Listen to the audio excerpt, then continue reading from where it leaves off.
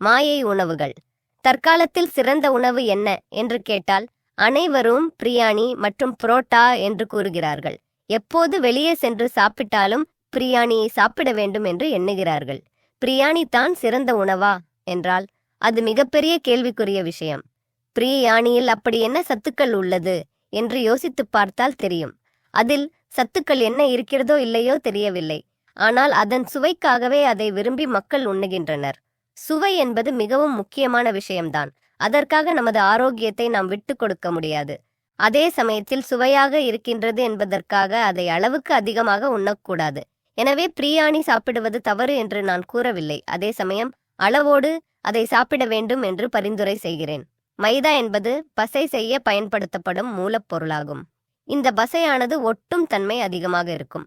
இப்படிப்பட்ட மைதா மாவினால் செய்யப்பட்ட புரோட்டா நமது குடல்களில் ஒட்டிக்கொண்டு வெளியேறுவதற்கு சிரமமாக இருக்கும். எனவே தொடர்ந்து புரோட்டா போன்ற மாவு பொருட்களினால் செய்யப்பட்ட உணவுகளை அதிகமாக உண்பவர்களுக்கு மலச்சிக்கல் ஏற்படும். மலச்சிக்கலை பல வியாதிகளை உண்டு பண்ணும் மூல காரணியாகும். புரோட்டா உண்பதை முடிந்தவரை தவிர்க்கவும். ஆரோக்கிய வாழ்க்கைக்கு தவிர்க்கப்பட வேண்டியவை என்ற தமிழ் ஆடியோ புக்கின் ஃபுல் வீடியோ லிங்க்கு இங்கே இருக்குது. கிளிக் பண்ணி பாருங்கள்.